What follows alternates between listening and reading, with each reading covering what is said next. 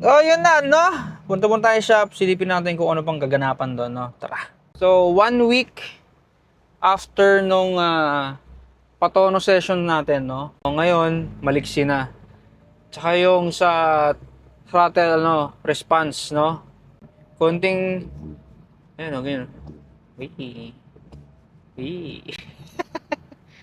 Nung hindi pa kasi tayo nakakapagpa-remake, tsaka nung sa Dyno na ginawa niya, Jet Tuning sa Prime Dyno Hub, hindi pa ganun ang datingan ng FD natin. So sa gas consumption, hindi ko pa chine-check din, no? Kung may nagbago o wala. Wala lang, hindi ko lang chine-check. Kasi ayoko na lang din malaman, no? Tapos, nagpaplano rin tayo maglagay ng drop-in cams, no? Kasi yung sa picture, hindi ko siya talaga nilagay. Binenta ko na lang. Kumita na lang ako kaysa ilagay ko sa kotse ko. Sa automatic kasi, kung maglalagay tayo ng drop-in cams, bulb, spring, retainers, manifold,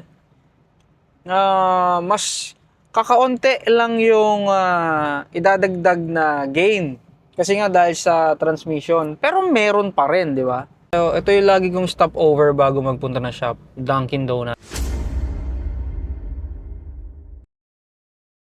So, nandito na tayo sa shop. Para po sa mga customers and sa mga bagong pupunta sa shop, ganito po siya gagawin. Nakaslan po. Para tatapat ka rito sa gate, tapos bubusina ka lang. Kasi lagi po nakasara yung gate natin.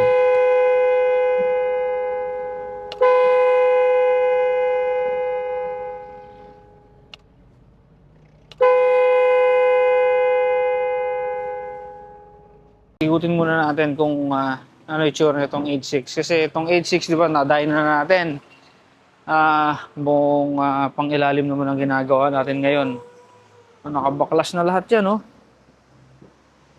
Tadan! Wala nang laman eh. No?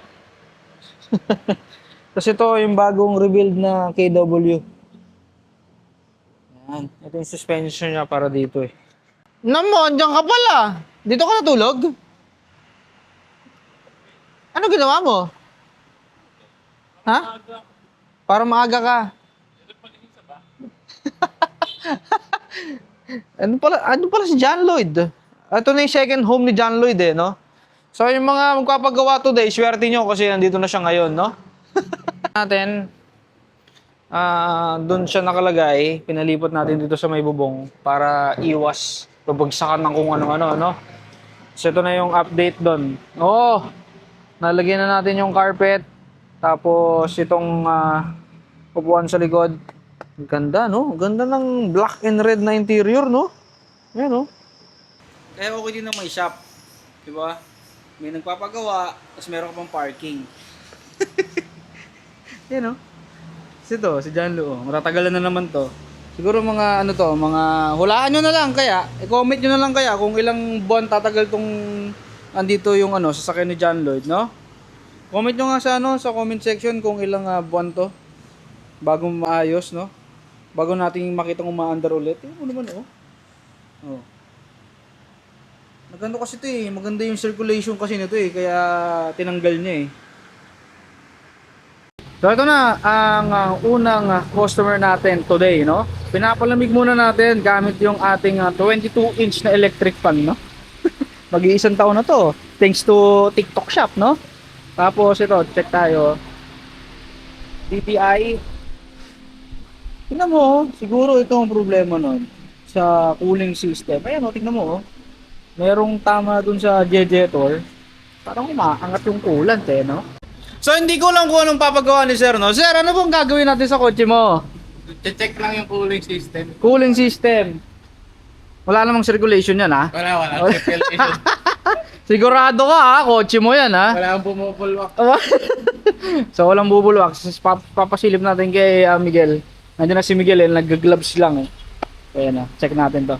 So, mabait yung customer natin kasi meron tayong free pandesal sa mga tao dito sa shop, no? Oh, pandesal kayo dyan! Oh, pandesal kayo, pandesal! Tune up na natin. Kaso, kailangan mag-change oil na to. Oo nga. Ano na eh, medyo may namumuong ano, madilim na parte, no? Dinadamdam na pala. May dinadamdam na pala siya, no? So sabi ni Sir kanina, walang circulation. Baka magkaroon na.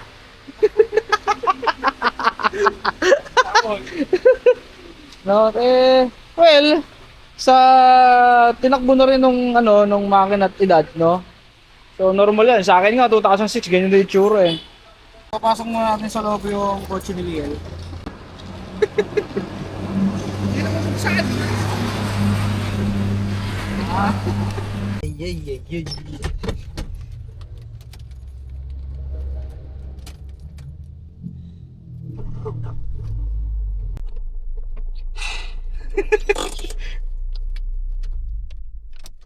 So the struggle, no? Pag ganito yung upuan, tapos bababa ka.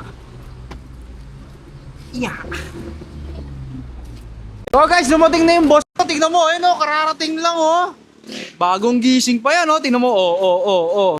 Boss, alam mo na ba yung gagawin mo, boss? Tabi. Tapit! So boss, alam mo na. Bago ko dumating, alam mo na. Siyempre. Oo, yung sabi ko yun.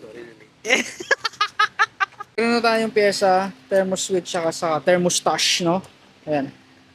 Hintayin lang natin si Max magtanggal nung ano. Kasi, tingnan nyo, di ba? Kanina pa yan, no? Ah, tanggal na. Yan. Kapag ako pinagpagawa niyan, bukas pa matatapos yan. Grabe yung sumipat si Max. Huh? Bigyan mo na isang ano, bigyan mo isang sipat. Bigyan mo isang sipat. Ay, ayan! Naman, puro tayo kalokohan. Buti naniniwala si Sir sa atin eh. Oh, yan na yung ano, yan na yung Jejeton na bago. Lalagay na natin kasi nakapaglagay na tayo ng bagong thermostat tsaka yung sa switch eh. Kasi nakapag-tappets na rin tayo. Ano, powered by Maximus. Hindi! Ayan, babalik na natin. Tapos coolant and engine oil na lang ang kailangan natin. Yan oh. So yan na, uwi na tayo. Tapos na tayo dito sa shop. Bye! Bye! So bahala na sila dyan. Tatapusin nila yan. No? Bahala. Boss, thank you boss ah. Thank you, boss. Sana di ka namin maliigan. Hindi, walang leg. Ang galing ni boss oh. Paano yan? Max, diyan ka muna ah. Bye-bye. Bye, kaya. Bye-bye. Boss, thank you ah. Sige, boss. Thank you. Bye Max. Yan, kaya. Ay, naka-ano ka pa, naka-gloves pa yan no? Professionalism. Hanip. Sige. O siya. Update lang muna tayo ngayon. At may lakad pa tayo mamayang hapon, no? Tara. Yun lang. Kung umabot man kayo dito, mag-comment naman kayo ng ano, ng DNIS, no? Yun lang. Subscribe na rin kayo. Sige na, please. Bye.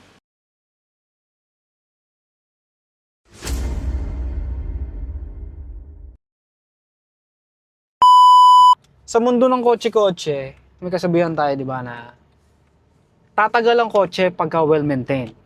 Pag pinaayos mo lahat ng leak, maayos pang ilalim mo, okay, maayos ang papers, ganyan, no? Diba? Dapat pati tayo okay din. Dapat pati yung mga nagdadala okay din. Pati yung mga owners, dapat okay din, no? Kasi syempre, dapat ano yung matchy-matchy yan eh. Kung healthy yung kotse mo, kung napapa-maintenance mo yung kotse mo ng talagang periodically, and nabibili mo ng pyesang kamahal-mahal, no? So dapat pati yung sarili natin inuunan din natin, no? Habang wala pa tayong iniinom na maintenance, dapat medyo mag-isip-isip na tayo na dapat maging healthy tayo. Sabi nga nila, health is wealth, no? Yun lang. Kung umabot mo kayo dito, sana alagaan niyo yung sarili niyo, no? Hindi ko alam kung may kwenta o wala, pero yun, health is wealth. Alagaan niyo yung sarili niyo.